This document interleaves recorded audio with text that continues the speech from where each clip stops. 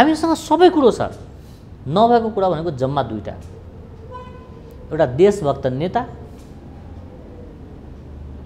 र अर्को इमानदार बुद्धिजीवी। यो देशमा नेपाललाई नेपाल बनाउने क्रममा यदि सबैभन्दा बढी कसैको रगत बगेको छ भने त्यो जनजातिहरूको छ। के नेपालका जनताहरूले धर्मनिरपेक्षताका लागि मतदान गरेका थिए? थिएन। राजा हटाउनु पर्छ भनेर मतदान गरेका थिए? थिएन। के संहिता चाहिन्छ भनेर मतदान गरेका थिए? थिएन। संहिता भनेको देशका लागि आउनुपर्छ, जातका लागि, समुदायका लागि होइन। जो व्यक्ति आफ्नो मातृभूमिको हुन सक्दैन, आफ्नो माटोको हुन सक्दैन, आफ्नो देशको हुन सक्दैन, यस्ता वैचारिक भरियाहरू जसले देशमा द्वन्द्व निर्माण गर्न खोजिराखेको छ, उनलाई नेपालमा बस्न मन लाग्छ, नेपालको मन्त्री बन्न मन लाग्छ, नेपालको शासन सत्ता चलाउन मन लाग्छ, नेपाली पैसा मनपर्छ, तर यो वातावरण निर्माण गरिदिने राष्ट्र निर्माता मन नपर्नु भनेका उनका वैचारिक दरिद्रता बाहेक अरू केही पनि होइन। पृथ्वीनारायण शाहलाई लिएर किन विभाजन भइरहेछ यो बुझ्न सकेन डाक्टर साहबले। उहाँहरू कुन देशमा यो आन्दोलन गर्दै हुनुहुन्छ? नेपालमा। उहाँले बोकेको नागरिकता कुन देशको नागरिकता हो? स्वावलम्बीपनाका विषयहरू, आत्मनिर्भरताका विषयहरू, कृषि क्रान्तिका विषयहरू, नागरिक बीचको मेलका विषयहरू, अनेकतामा एकताका विषयहरू, 4 वर्ण 36 जातको साझा फुलबारीको विषयहरू यति धेरै छन् कि त्यसलाई अध्ययन गर्ने हो भने नेपालको समृद्धिका लागि विश्वको कुनै पनि सिद्धान्त हामीले बोक्नु पर्दैन। विश्वमा अरू मुलुकमा विचार छडेकाहरू जो नेपालमा पाइलासम्म टेकेको छैन, नेपालको 77 जिल्लामा एउटा जिल्लाको 1 कट्ठा जग्गा जोड्देको छैन, त्यस्तालाई पूजा गर्नेहरू यी सच्चा नेपाली होइनन्। जसले हिजो मात्रै 17,000 नेपाली मारेको पार्टीभित्र बसेको छ, जो त्यसका नेताहरूलाई आफ्नो पार्टीको अध्यक्ष मानेको छ, त्यो आफ्नो त्यो अध्यक्षलाई थुक्दैन जो हिजोको कुरा हो। कसलाई थुक्छ? 300 वर्ष पहिलाको एउटा नायकलाई थुक्छ। राष्ट्र निर्माता पृथ्वीनारायण शाहको वैचारिक उचाइ, उनका सिद्धान्त, उनले हामीलाई छाडेर जानुभएको ज्ञान, दिव्य उपदेशलाई हामीले 20% पनि प्रयोग गरेको भए विश्वमा यो देश समृद्ध देशको रूपमा गनिन्थ्यो होला। राष्ट्र निर्माता पृथ्वीनारायण शाहले काठमाडौँमै आफ्नो शासन प्रारम्भ गरेको बेला एकजनाले गएर उहाँलाई कमलादी गणेशमा मन्दिरमा गणेशमाथि अन्डा चढाउन थाल्यो भनेर कुरा लगायो, चुगली लाग्यो। उहाँले के भन्नुभयो भने यो संस्कृति हो कि उपद्रव हो पत्ता लगाउनु भनेर आदेश दिनुभयो। पछि यसो बुझ्दाखेरि यहाँको रैथाने नेवार समुदायको त्यो परम्परा रहेछ, संस्कृति रहेछ, अनि उहाँले चाहिँ जारी राख्नु भन्नुभयो। यो भनेको भूगोलको मौलिकता, त्यहाँको सभ्यता, त्यहाँको संस्कृतिलाई स्वीकारोक्ति दिनु होइन र सम्मान गर्नु पनि हो, सम्मान गर्नु हो नि। त्यही भएर उहाँले जुन जुन ठाउँमा विजय हासिल गरे पनि त्यहाँको नागरिकलाई असर गर्ने, नागरिकलाई दण्ड दिने काम उहाँबाट भएन। यतिसम्म कि उहाँको साखै भाइ जो ललितपुरका राजा थिए सुरप्रताप शाह, तै उहाँले भक्तपुरमा आक्रमण गर्ने क्रममा सुरप्रताप शाह र वंशराज पाण्डेको नेतृत्वमा टोली पठाउनु भयो र के भन्नुभयो भने आक्रमण गर्नु, नागरिकलाई हताहत नगर्नु, नागरिक नमार्नु। सिपाही सिपाहीमा युद्ध हुन सक्छ, राजा राजामा हुन सक्छ, तर नागरिकलाई चाहिँ दण्ड नदिनु, नागरिकलाई हत्या नगर्नु, नागरिकलाई दुःख नदिनु भनेर भनिराख्दा त्यो क्रममा 1 दर्जनको हाराहारीमा नागरिक हताहत भएका थिए, सर्वसाधारण। यो कुरा उहाँले थाहा पाएपछि नागरिक किन मारेको भनेर आफ्नै भाइलाई दण्डित गर्नुभयो। यो भनेको लोकतन्त्रको अभ्यास होइन र, गणतन्त्रको अभ्यास होइन र, नागरिक सर्वोच्चताको स्वीकारोक्ति होइन र। त्यो त्यस्ता थुप्रै कुराहरू उहाँको दिव्य उपदेशमा छ। विदेश नीतिका कुराहरू छन् हैन, उहाँको त्यो आत्मनिर्भरताका कुराहरू छ, उहाँको सांस्कृतिक र स्वावलम्बीपनाका कुराहरू छ। तर हामीले के गर्यौँ भने त्यो कुरा हामीले हुबहु लागू गरेनौँ। तर दिव्य उपदेशबाट हाम्रा छिमेकीले लागू गरे र त्यो छिमेकीले लागू गरेका कुरा हामी फेरि नेपाल भित्रायौँ। मार्क्सवादको नाउँमा, लेनिनवादको नाउँमा, वर्ग सङ्घर्षको नाउँमा, स्वावलम्बीपनाको नाउँमा, महिला अधिकारको नाउँमा। हामीले पृथ्वीनारायण शाहको त्यो दिव्य उपदेशका केही तपाईँले चर्चा गरेको त संक्षिप्त रूप मात्रै हो, त्यो त कति छ। ती कुराहरूलाई अङ्गीकार गर्न किन अप्ठ्यारो मान्यौँ, किन बाधा भयो हामीलाई? जुन कुरा विदेशीहरूलाई बोक्न सजिलो भयो, माओ सेतुङले बोके, महात्मा गान्धीले बोके, तर हामीलाई बोक्न केले रोक्यो, केले अप्ठ्यारो बनाएर हामी बोक्न सकेनौँ? हाम्रा नेतृत्वहरूको सोच, स्वावलम्बीपना, वैचारिक स्वतन्त्रता, द्रव्यमोह,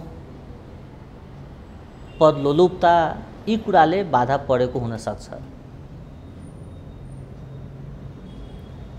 अनि त्यो बोक्दा के हुन्थ्यो? हामीलाई हामी समृद्ध हुन्थ्यौँ। के पाउन्नथ्यौँ? त्यो बोक्दा हामी समृद्ध हुन्थ्यौँ। हरेक नेपाली आर्थिक रूपबाट समृद्ध हुन्थ्यो। विश्वमा नेपालको नाम धेरै माथि गइसकेको हुन्थ्यो। त्यो किन हाम्रा नेताहरू त्यो भइदिएको भए नेताको पछि कार्यकर्ता भेटिन्थ्यो होला। त्यो भइदिएको भए 77 जिल्लामा 155वटा दल दर्ता गर्ने अवस्था हुन्थेन होला। त्यो भइदिएको भए यत्रो सानो मुलुकमा 300 को हाराहारीमा आइएनजिओ, 30,000 को हाराहारीमा एनजिओ को आवश्यकता हुन्थेन होला। त्यो भइदिएको भए धर्मान्तरणका नाममा, वर्ग सङ्घर्षका नाउँमा, जात जाति बीचको द्वन्द्वका नाउँमा, हिंसाको नाउँमा कुनै खालका गतिविधि हुन्थेन होला। आम नागरिकलाई मारेर हामीले चाहिँ क्रान्ति गर्यौँ भनेर कसैले बोल्ने मौका पाउँथेन होला। हामी पहिल्यै समृद्ध भइसक्थ्यौँ। तर नि डाक्टर साहब, तपाईँ त 5 महिना मात्रै प्रदेश प्रमुख हुनुभयो। त्यो राजनीतिक जोड घटाउतिर म जाँदैन। मैले के मात्रै जान्न खोजेँ भने हाम्रो देशमा त 7वटा प्रदेश छन्। हाम्रो देशमा प्रधानमन्त्री, राष्ट्रपति अरू पनि हुनुहुन्छ सङ्घीय सरकारमा। तर डाक्टर राजेश ऐराजलाई मात्रै पृथ्वीनारायण शाहको बारेमा मन पोल्ने, पृथ्वीनारायण शाह चाहिने, आफू प्रदेश प्रमुख हुँदा पृथ्वीनारायण शाहको तस्बिर सँगै राख्नुपर्ने, अरूलाई नहुने, डाक्टर राजेश ऐराजलाई मात्रै चाहिने हो र पृथ्वीनारायण शाह? किन तपाईँलाई मात्रै त्यो चाहिएको? किनभने यो 77 जिल्ला मेरो आफ्नो घर जस्तो लाग्छ। 77 जिल्लाका हरेक वर्ग, हरेक तबकाका नेपालीहरू मेरो आफ्नो परिवारको सदस्य जस्तो लाग्छ। मलाई मेरो देशभन्दा ठुलो केही पनि छैन र दलभन्दा माथि उठ्ने हो, देश र जनताको लागि राजनीति गर्ने हो भने यो देशमा पृथ्वी पथ बाहेक अरू कुनै बाटो छैन। हामीले आफ्ना देशका विचारलाई पन्छ्याएर त्यही विचार विदेशीले बोक्यो र विदेशीले हामीले बोक्यौँ, त्यो बाटोबाट हिँडेर हामी कहीँ पुग्दैन। हामीसँग दिव्य उपदेशमा यति धेरै दीर्घकालीन रणनीतिक महत्त्वका विषयहरू, आर्थिक समृद्धिका विषयहरू, स्वावलम्बीपनाका विषयहरू, आत्मनिर्भरताका विषयहरू, कृषि क्रान्तिका विषयहरू, नागरिक बीचको मेलका विषयहरू, अनेकतामा एकताका विषयहरू, 4 वर्ण 36 जातको साझा फुलबारीको विषयहरू यति धेरै छन् कि त्यसलाई अध्ययन गर्ने हो भने नेपालको समृद्धिका लागि विश्वको कुनै पनि सिद्धान्त हामीले बोक्नु पर्दैन। तर भइ के दियो भने उहाँले 4 वर्ण 36 जातको साझा फुलबारी भन्नुभयो। हाम्रा नेतृत्वहरू 4 दल र 36 गुटका क्रीडा स्थल बनाइदिए यो देशलाई। अब भन्छ नि डाक्टर साहब, एउटा गीतै छ, फुलको आँखामा फुलै संसार, काँडाको आँखामा काँडै संसार। डाक्टर साहबले फुलै फुल देख्नु भएको छ पृथ्वीनारायण शाहको दिव्य उपदेशमा। तर केही यस्तो तबका पनि छ, आफूलाई जनजाति भन्छ, आफूलाई आदिवासी भन्छ, अझै अहिले त्योभन्दा माथि उठेर विभाजनको रेखा कोर्ने भने मङ्गोल भन्न थालेको छ। उनीहरूको भाषामा पृथ्वीनारायण शाह अराष्ट्रिय तत्त्व रे।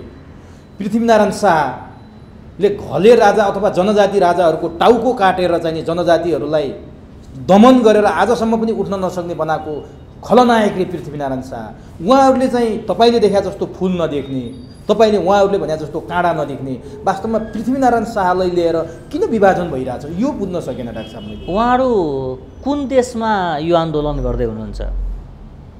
नेपालमा। उहाँले बोकेको नागरिकता कुन देशको नागरिकता हो? नेपालकै। अनि राष्ट्र निर्माताले नै बनाइदिएको देशमा बस्ने, त्यसैको नागरिकता बोक्ने, अनि त्यही व्यक्ति खराब हो भन्ने, यो नैतिक रूपबाट मिल्छ र? अर्को कुरा, यसको चुरो कुरो के छ त्यो म तपाईँलाई बताउँछु। एकदम डाक्टर साहब, राष्ट्र निर्माताले नेपाललाई असली हिन्दुस्तान बनाउँछु भन्नुभएको थियो। त्यो भनेको हिन्दूहरूको स्थान, तपोभूमि नेपाललाई बनाउने। र उहाँले चाहिँ काठमाडौँ, ललितपुर र भक्तपुरका केही इसाई प्रचारकहरू, केपुचिन पाद्रीहरूलाई, मिसनरीहरूलाई देश निकाला गर्नुभएको थियो। किनभने उहाँको बुझाइ र मिसनरीको बुझाइ फरक थियो।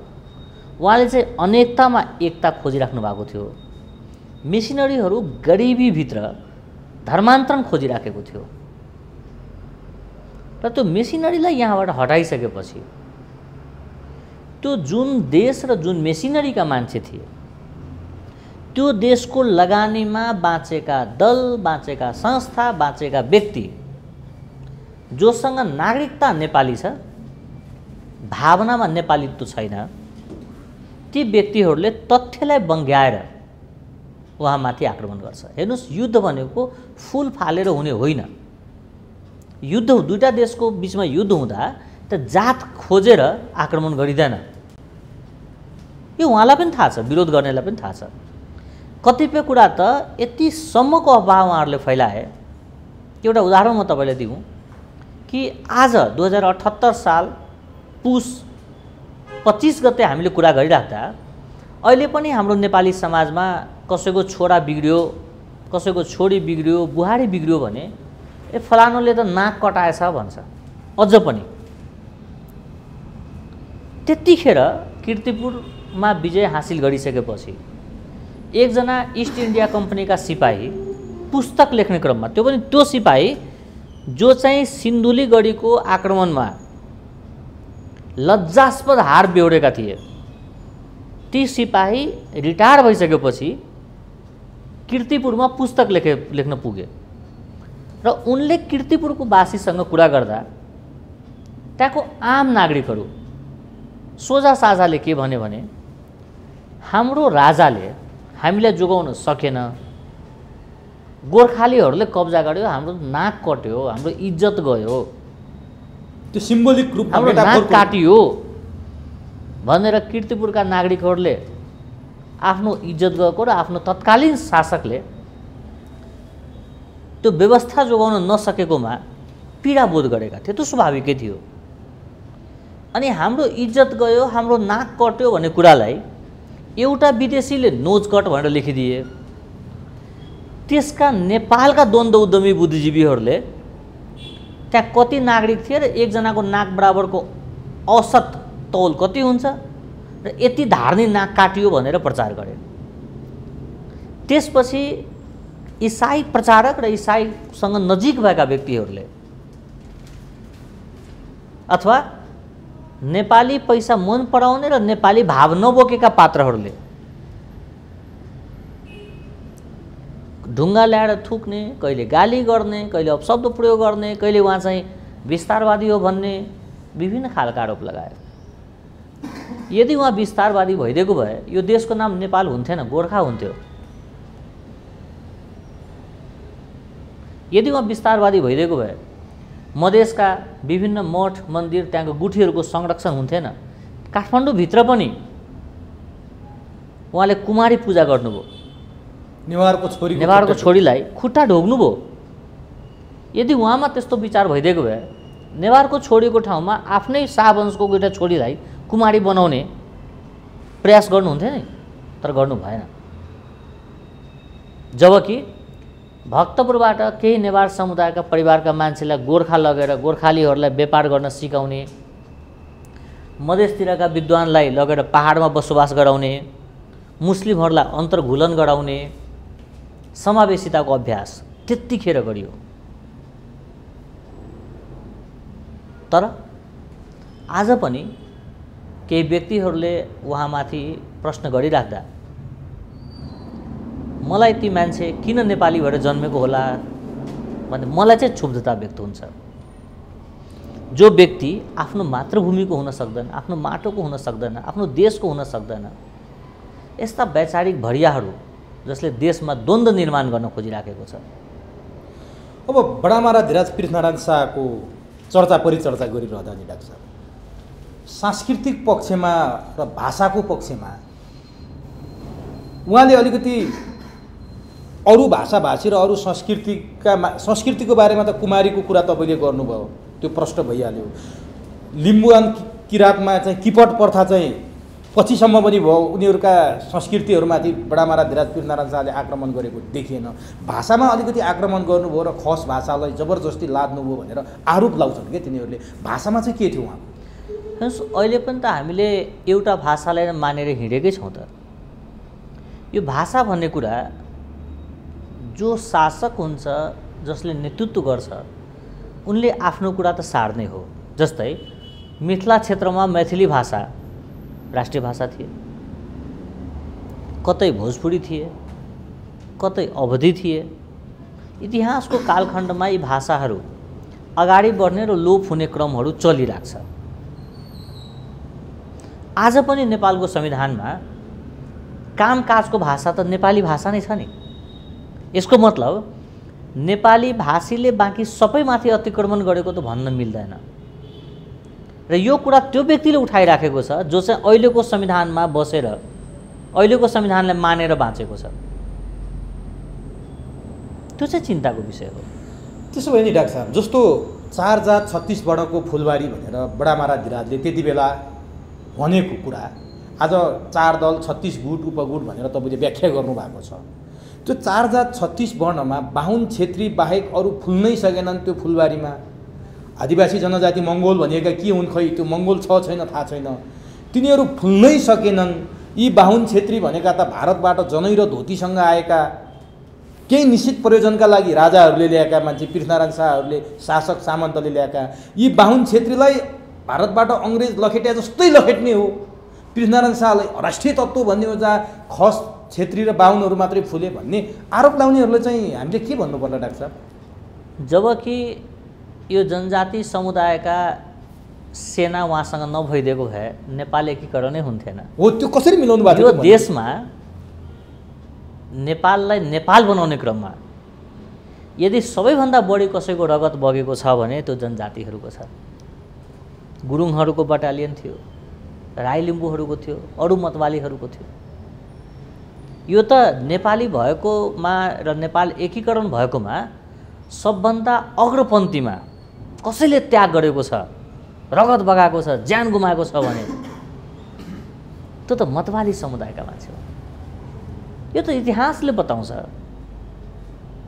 तर पक्षीय प्राज्ञिक चिन्तन गर्ने पात्रहरू जो घर खर्चको लागि विदेशी निकायसँग जोडिएका छन्, उनलाई देशको शान्ति, समृद्धि, नेपालीत्व, अनेकतामा एकता जसको चासोको विषय नै छैन, जो चाहिँ द्वन्द्वलाई नै खेतीपातीको रूपमा प्रयोग गरेर घर खर्च चलाइराखेको छ, उनले ती नागरिकलाई एकीकरणका सही कुरा बताउँदैन। जबकि राष्ट्र निर्माताले आफ्नो यो महाअभियानमा गजराज मिश्रहरूलाई जोडे, अर्थात् मधेसीहरूलाई प्रतिनिधित्व गराए, मुस्लिमलाई जोडे, मतवालीहरू उहाँका सेनामा ठुल्ठुलो पदमा थिए, दलितहरू थिए, बिखे नगर्जी लगायतका व्यक्तिहरू थिए। यो त सबै वर्ग जुन नेपालमा आजभोलि देखिन्छ नि, खस जनजाति र मधेसी, उहाँसँग वंशी गुरुङ थियो, उहाँसँग वंशराज आचार्य पाण्डेहरू थिए, श्री हर्ष पन्तजीहरू हुनुहुन्थ्यो। सिम्बोलिक रूपमा त सबै छन् त। अनि यो देश हामी सबैले मिलाएर बनाएको हो भन्ने कुरामा गर्व गर्नुपर्ने ठाउँ। उहाँहरूले आफ्नो अभिव्यक्ति मार्फत इतिहासलाई काला छिटा दिन खोजिराखेका छन्, जो चाहिँ लज्जाको विषय हो। त्यो थुक्नेहरूलाई चाहिँ के भन्नुहुन्छ डाक्टर साहब? जो अब त्यो अज्ञानता हो। हामी चाहिँ श्रद्धा गर्छौँ 27 गते पृथ्वीनारायण शाहको फोटोमा माल्यार्पण गर्छौँ, पुष्पगुच्छा चढाउँछौँ, तर उहाँहरू त्यसै दिन थुक्नुहुन्छ। हो, त्यो उहाँको अज्ञानता हो। र चिन्ताको विषय त के हो भने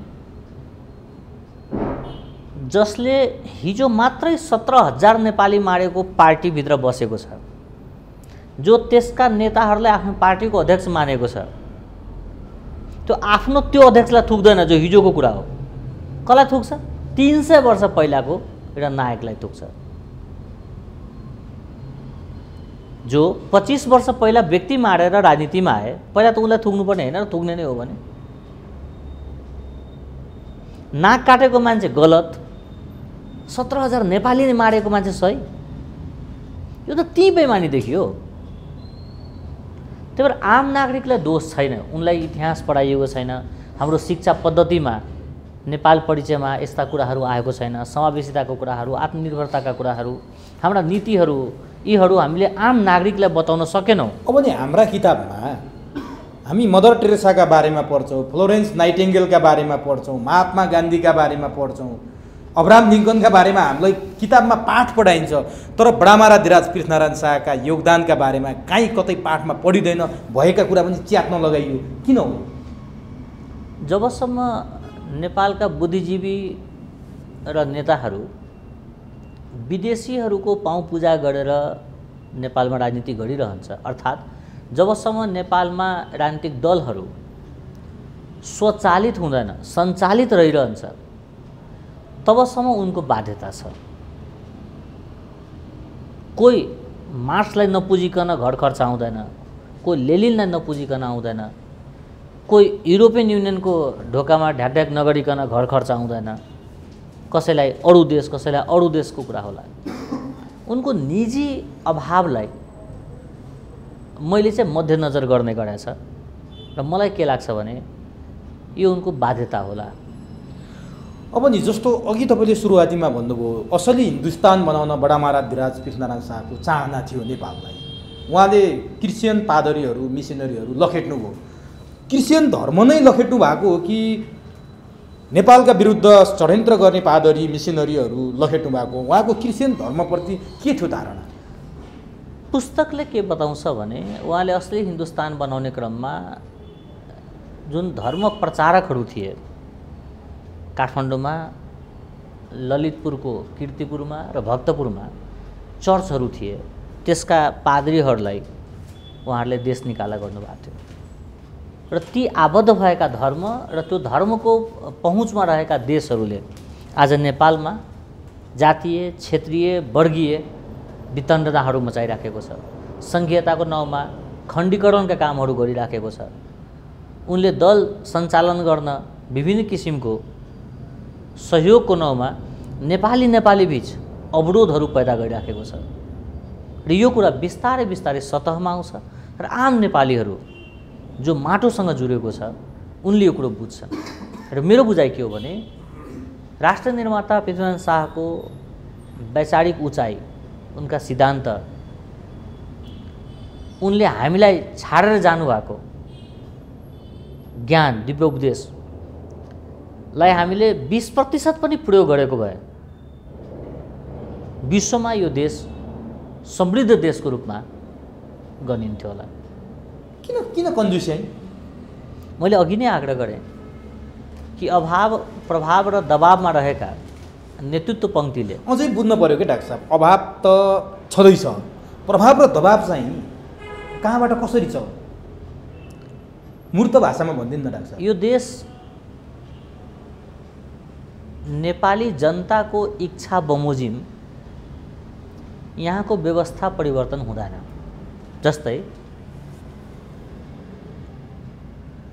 राजा राख्ने कि नराख्ने, नेपाललाई धर्मनिरपेक्ष बनाउने कि हिन्दू राष्ट्र कायम राख्ने भनेर कुनै पनि पार्टीले मत माग्ने बेलामा घोषणापत्रमा जनताको बीचमा त्यो कुरा लेखेर बोलेर गएको थिएन। जनतासँग मत लिएर संसदमा छिरिसकेपछि एक सोरो निर्णय गरे। ती व्यक्ति भनेका त जनप्रतिनिधि थिए, निधिपति थिएन नि।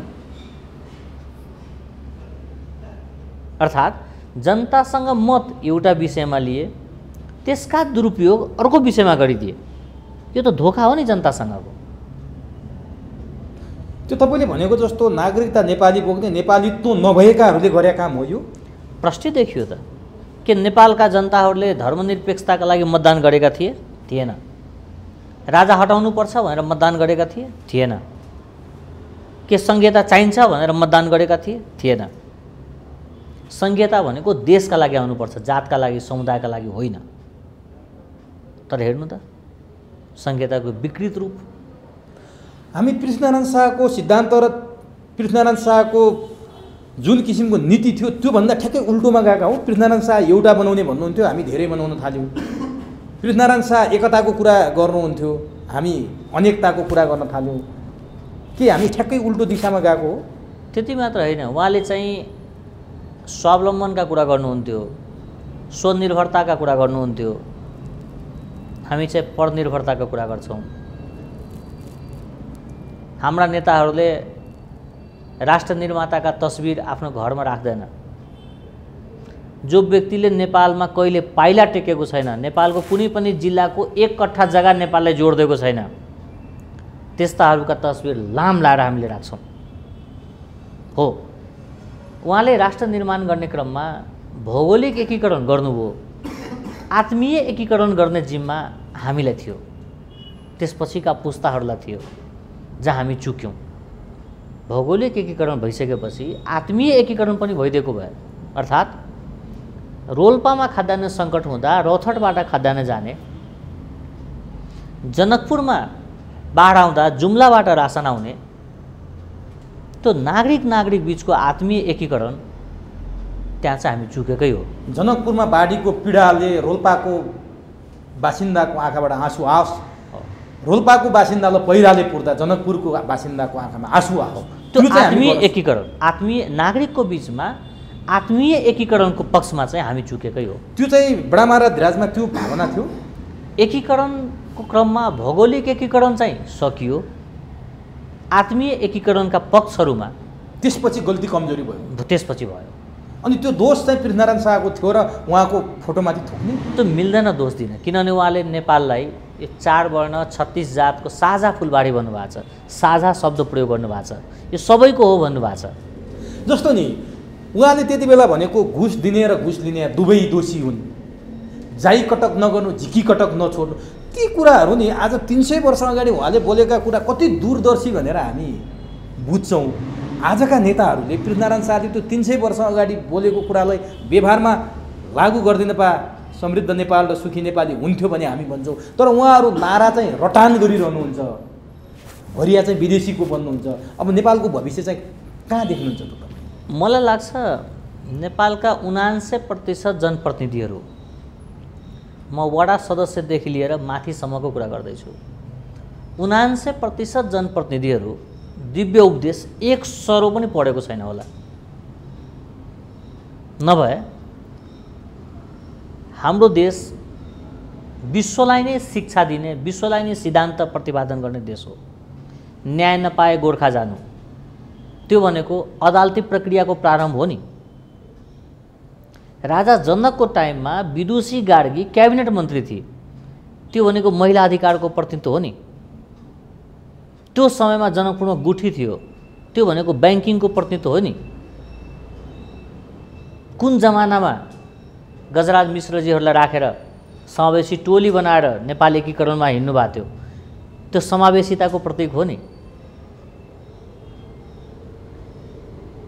विखे नखर्चीसँग सल्लाह लिएर अगाडि बढ्नुभयो, त्यो अपनत्वको प्रतीक हो नि।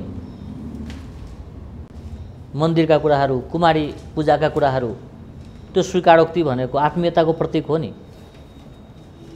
तर हामीले त्यो कुरालाई आफूमै लागू गरेनौँ। अब बडामा र धिराज पृथ्वीनारायण शाहको दिव्य उपदेश सबै सरकारी कार्यालयमा राख्नुपर्छ भन्ने अभियान पनि चलाउन खोजिएको थियो। तपाईँले पनि सायद त्यस्ता कुराहरू काहीँ कतै बोल्नु भएको थियो। पृथ्वीनारायण शाहको तस्बिर सबै सरकारी कार्यालयमा राख्न किन कन्जुस्याइ? पृथ्वीनारायण शाहका दिव्य उपदेश सबै सरकारी कार्यालयमा नागरिक बडापत्र जसरी राख्छौँ त्यसरी राखिदिएपछि देशले घाटा हुन्थ्यो र? यो देशले राष्ट्रिय एकता दिवसमा बिदा दिन लाज मान्ने र मोहम्मद डेमा बिदा दिने क्रिसमस डेमा बिदा क्रिसमस डेमा बिदा दिने अभ्यासको प्रारम्भ भएको देश हो।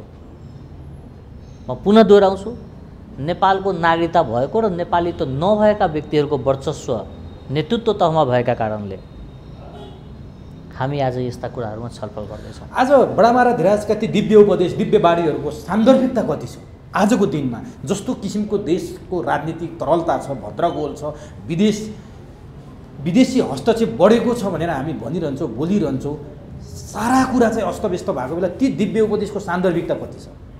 आम नेपाली विश्वभरि छरिएर रहेका र नेपालभित्र पनि रहेका आम नेपालीको भूमि, भावना र भविष्यको संरक्षण गर्ने हो भने दिव्य उपदेश बाहेक अरू कहीँ कतै जानु पर्दैन।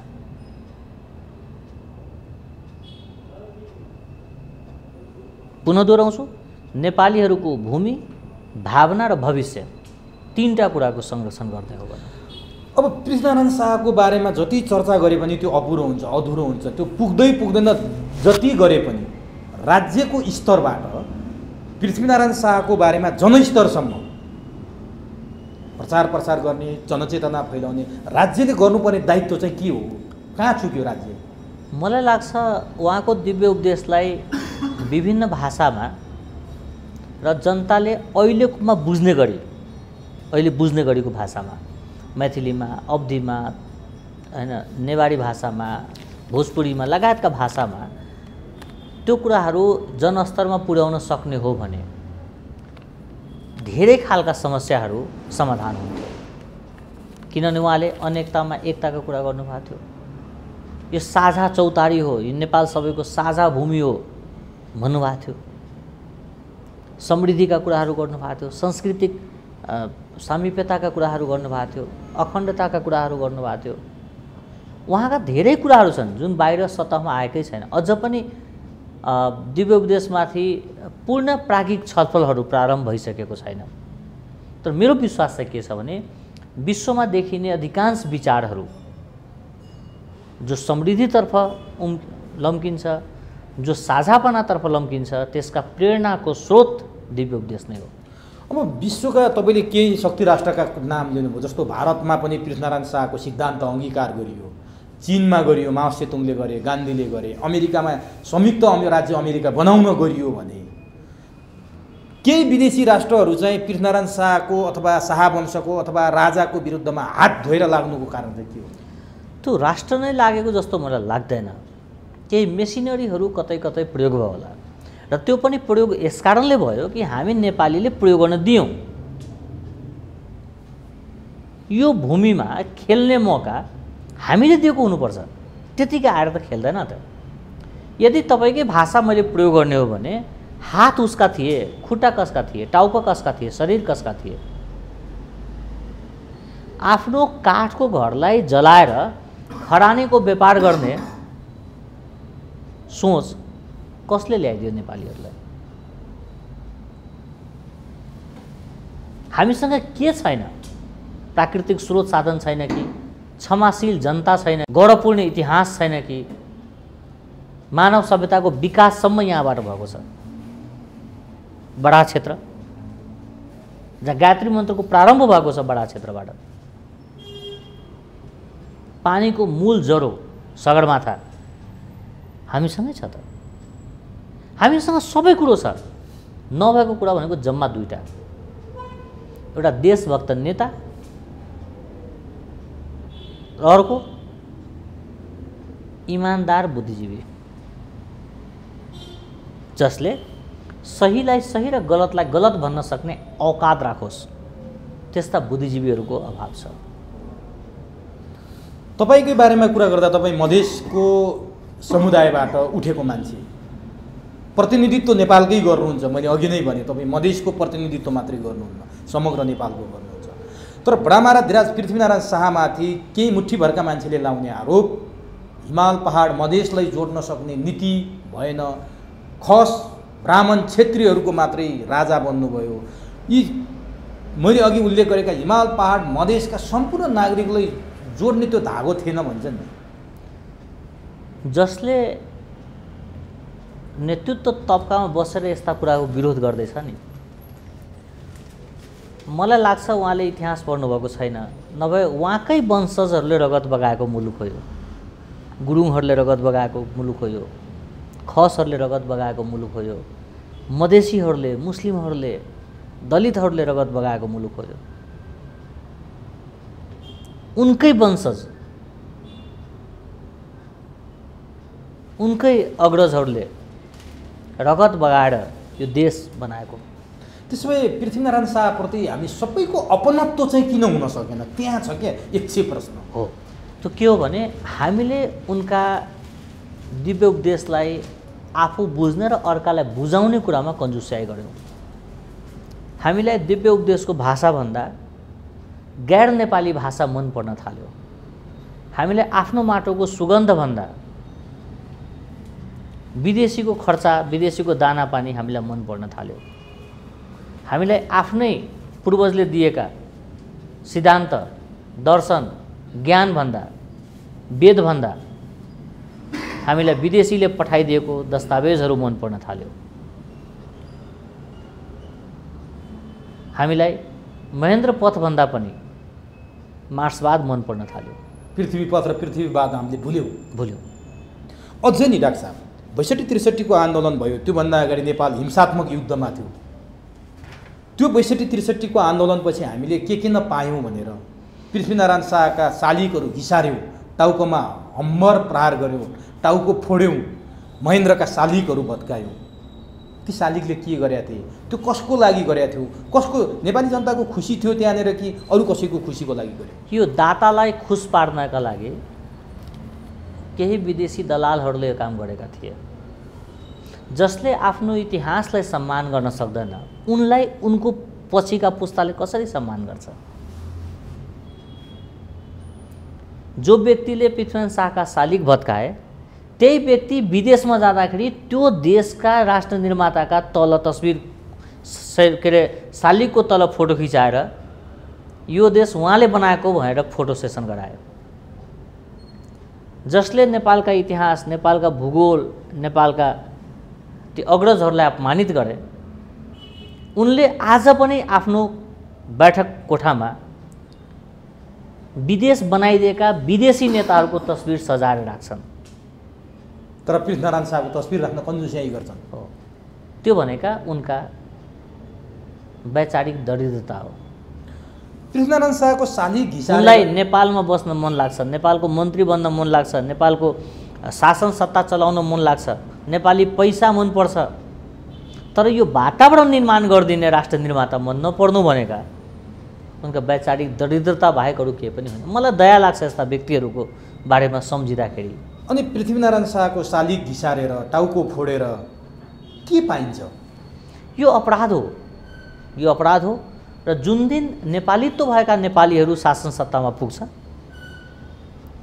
यो अपराध गर्नेलाई दण्डित गर्नुपर्छ। अब दण्डका भागीदार हुन्, सम्मानका भागीदार होइन। अब डाक्टर साहब यो भन्न मिल्छ मिल्दैन? अब सुरुवात डाक्टर साहबले गरेको जस्तो पनि लाग्छ मलाई। प्रदेश प्रमुख हुँदा पृथ्वीनारायण शाहको तस्बिर राख्नुभयो।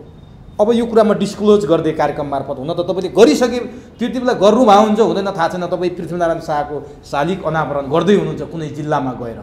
यस्ता कुराहरूको सुरुवात, यस्ता कुराहरूको जनचेतना फैलाउँदाखेरि, यो कुरा जनजनमा पुग्दाखेरि अब हामीमा सकारात्मक भाव उत्पन्न हुन्छ पृथ्वीनारायण शाहप्रति, अथवा केका लागि गर्दै हुनुहुन्छ? सामान्य बुझाइ के हो भने उहाँले नेपाल नबनाइदिएको भए आज हामी नेपाली भएर बस्न सक्दैनथ्यौँ होला। उहाँले भूगोल नजोडिदिएको भए संघीयता कहाँ ल्याएर राख्थ्यौँ, संविधान कहाँ ल्याएर राख्थ्यौँ, यो संविधान कुन ठाउँमा लागू गर्थ्यौँ, यी प्रदेशहरू कहाँ बनाउँथ्यौँ? उहाँले बनाइदिएको नेपालभित्र संविधान लागू गर्ने, प्रदेश लागू गर्ने, प्रदेश प्रमुख भएर बस्ने, अनि जसले यो देश जोडिदिएको छ उनीप्रति सम्मान नराख्ने।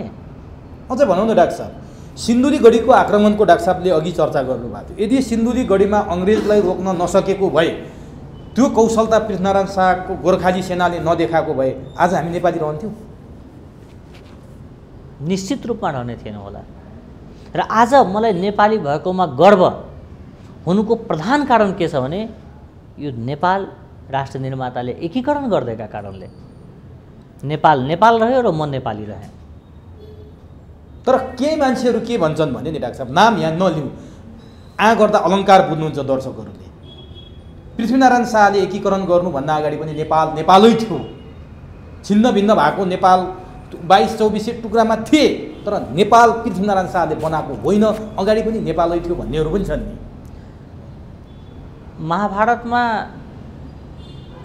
भीष्म पितामहले भगवान कृष्णलाई मलाई त्यो ठाउँमा दफन गर्नु जहाँ मान्छे नमरेको होस् भनेर भन्नुभयो। भीष्म पितामहको मृत्यु पश्चात संसारभरि त्यो भूगोल पाइएन जहाँ मान्छे नमरेको होस्। यो भूमि त आजभन्दा 1000 वर्ष पहिला पनि थियो त, त्यो कुरा गरेर साध्य हुन्छ? 22-24 भन्दा पनि पहिला थियो त भूमि। हो, त्यही कारण पृथ्वीनारायण, यही काठमाडौँ जहाँ हामी कुरा गर्दैछौँ यो त दह थियो, थिएन र? त्यति सागर थियो। नेपाल हुनुभन्दा पहिला कति हजारवटा शासकहरूले यो भूगोलमा शासन गरिसकेको होला। यसरी विकृत मानसिकता र विकृत कुराहरूलाई समाजमा लादेर विदेशीलाई खुस गर्न सकिन्छ। आत्मसन्तुष्टि हुँदैन, सत्य होइन यो।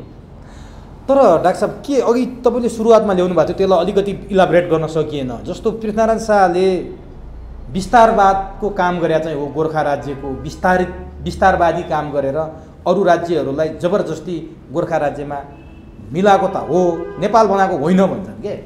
यदि उहाँले गोर्खाको विस्तार गरेको भए यो देशको नाम त गोर्खा हुन्थ्यो नि, नेपाल किन राखिन्थ्यो र? यदि उहाँ विस्तारवादी सोच भइदिएको भए कुमारी नेवारको छोरी हुन्थेन, कोही शाहवंशको छोरी हुन्थ्यो। उहाँले जति सभ्यता संस्कृतिलाई स्वीकार्नुभयो, सबैलाई आदर गर्नुभयो, उहाँ सबैमा शाह परिवारकै कुरा लाद्नुहुन्थ्यो नि त। नागरिक नमार भनेर भाइलाई नागरिक मारेको कारणले देश निकाला गर्नु पर्थ्यो र? आफ्नै भाइ हो, मारे मार्छ भन्ने सोच हुन्थ्यो नि। त्यसो भए नि डाक्टर साहब, हामीले एउटा कुरा भन्छौँ नि, कस्तुरीले बिडाको बास्ना कहाँबाट आयो भनेर कुदै गर्छ, तर आफ्नै नाभिबाट आएको बिडाको बास्ना कस्तुरीलाई थाहा हुँदैन। हामी भौतारिएका छौँ सुखी नेपाली र समृद्ध नेपाल बनाउने नाउँमा, आफै भित्र भएको बिडा चिन्न नसके हो हामीले। हेर्नुहोस्, पहिला मान्छेको शरीर मर्थ्यो, आत्मा भड्किन्थ्यो। अहिले मान्छेका आत्माहरू मरेका छ र शरीर भड्किराखेको छ। र यो तबका न्यायालयमा पनि छ, राजनीतिक क्षेत्रमा पनि छ, पत्रकारिता क्षेत्रमा पनि छ र बुद्धिजीवीको रूपमा पनि छ, जसलाई आफ्नो देशप्रति गर्व छैन, जसलाई आफ्नो इतिहासको जानकारी छैन, जसलाई राष्ट्र निर्माताको विषयमा ज्ञान छैन। नेपालभन्दा 10,000 किलोमिटर पर एउटा नेता समात्दा पत्रकार सम्मेलन गर्नेहरू यही एयरपोर्टमा 10वटा लास बाकसमा लास आउँदा चित्त दुखाउँदैन। त्यस्तालाई हामीले नेता मानेर बस्नु परेको छ। र यिनका यही शैली रहिरह्यो भने तपाईँ हेर्नु होला कि नेताहरू जसरी आजको समयमा वैधानिकता जोगाएको छ, सामाजिक स्वीकृति गुमाएको छ, आउने समयमा वैधानिकता पनि गुमाउँछ। बेलैमा सच्चिएन भने देशका अहितमा लागेकाहरू, हाम्रो माटोलाई खण्डित गर्न खोजेकाहरू, नेपाललाई छिमेकीका विरुद्धमा प्रयोग गर्ने स्थानको रूपमा अगाडि बढाउन खोज्नेहरू, देशलाई ऋणमा लान खोज्नेहरू, हाम्रा युवालाई विदेशी बाध्य गर्नेहरू, यिनीहरूको सहज मृत्यु नहुन सक्छ। यिनीहरू भौतिक रूपमा असुरक्षित हुन सक्छन् कि अजम्बडी कोही छैन। बेलामा सच्चिएनन् भन्ने अजम्बडी यिनीहरू होइनन्, यिनीहरू दण्डित हुनुपर्छ। अब नि डाक्टर साहब, म अन्तिमतिर छु। जस्तो राज्यलाई घचघचाइरहेछन् मान्छेले, ब्रह्मराधिराज पृथ्वीनारायण शाहको जन्म जयन्तीमा एकता दिवस मनाऊ, पृथ्वी जयन्ती मनाऊ बिदा देऊ एक दिन भनेर, तर राज्य सुनेको नसुनै गर्दैछ।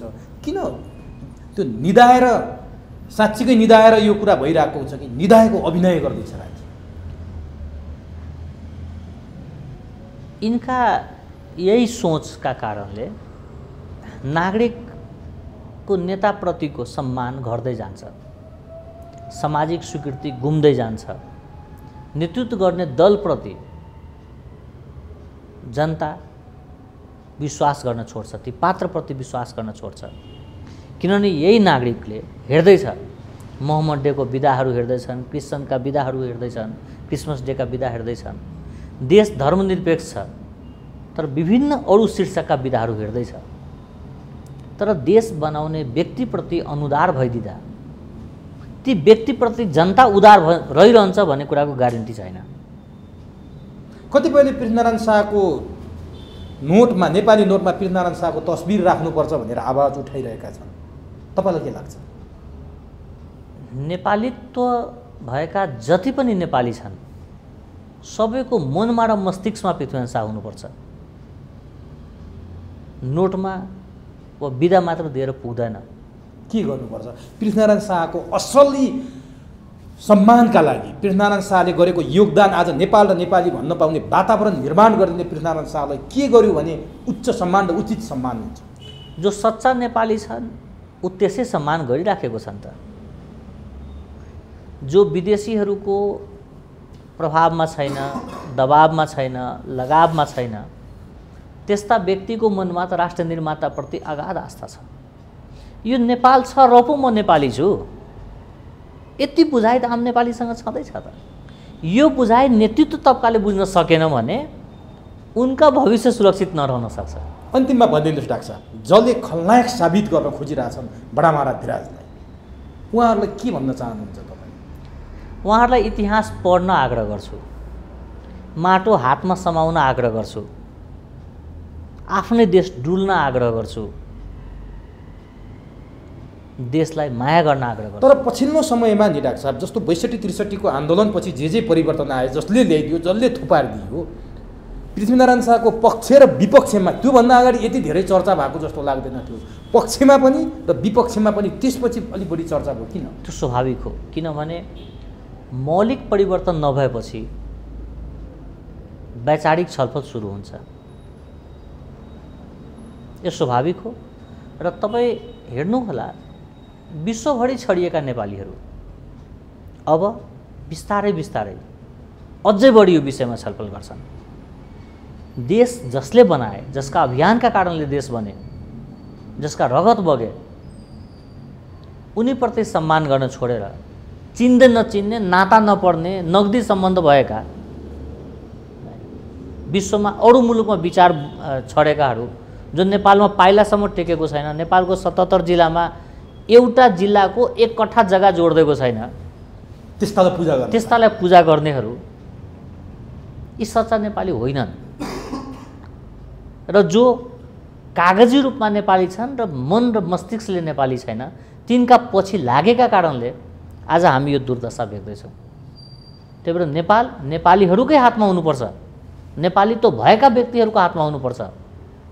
इतिहास बङ्ग्याउने, इतिहासप्रति खराब स्वभाव सोच राख्ने र नागरिकलाई भ्रम छर्नेहरू एक दिन पक्कै दण्डित हुन्छ, पक्कै दण्डित हुन्छ। हस् डाक्टर साहब, समय दिनुभयो। बडा महाराज धिराज पृथ्वीनारायण शाहको बारेमा महत्त्वपूर्ण भनाइहरू राखिदिनु भयो। तपाईँ जुन अभियानमा लाग्नु भएको छ, बडा महाराज धिराजको तस्बिर तपाईँ हरेक ठाउँमा, जिल्ला जिल्लामा पुगेर तपाईँले त्यो प्रदान पनि गर्नुभयो, हस्तान्तरण पनि गर्नुभयो। अब बर्दिया जिल्लामा पृथ्वीनारायण शाहको शालिग अनावरण कार्यक्रममा समाहित हुन जाँदै हुनुहुन्छ, अनावरण गर्दै हुनुहुन्छ। डाक्टर साहबको यो यात्रा सफल रहोस्। डाक्टर साहबले बोकेको विचार देशभर फैलियोस् र सबै नेपाल र नेपालीत्व भएकाहरूको हातमा नेपाल पुगोस्। यो अभियानमा हाम्रो पनि उत्तिकै साथ छ। समय र संवादका लागि डाक्टर साहबलाई हार्दिक धन्यवाद। धन्यवाद, नमस्कार।